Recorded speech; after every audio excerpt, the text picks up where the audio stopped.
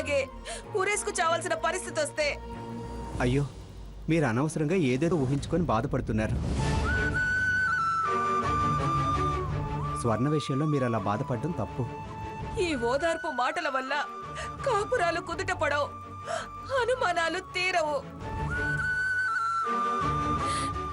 అతనంత ఖచ్చితంగా కరాఖండిగా చెప్తుంటే భయపడకుండా బాధపడకుండా ఎలా ఉండగలను రఘురామ్?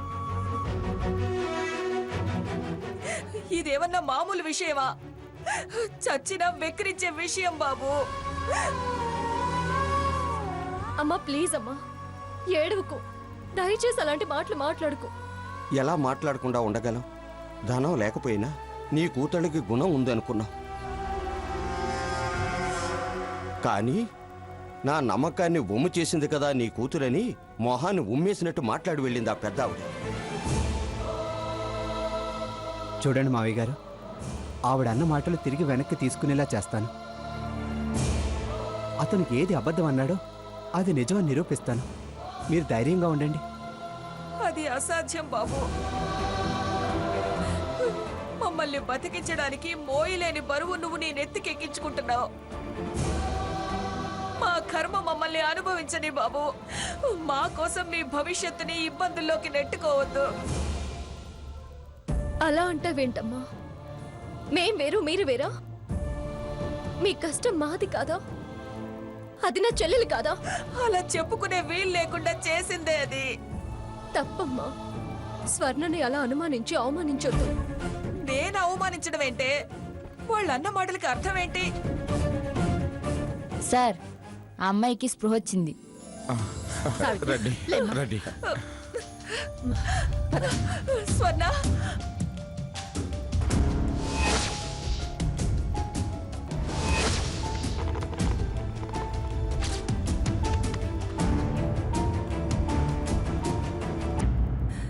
స్వర్ణ, స్వర్ణ.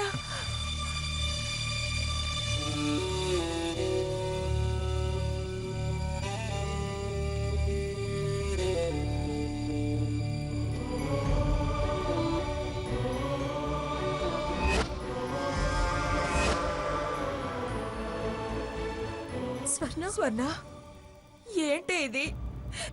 నీకు 5వ నెల కాదా?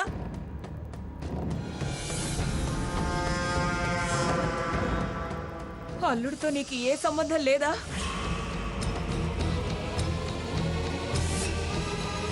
మరి ఈ 3వ నెలేంటే? మూడా?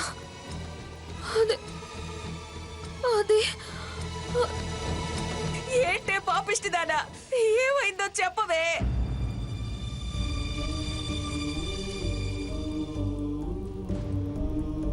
అమ్మా, నువ్వు ఆగు సీత. మేం బతికుండాలంటే ఇది నిజం చెప్పే తీరాలి. చెప్పవే స్వర్ణ. అమ్మా. చెప్పు చెప్పు, నిన్నే అడిగేది.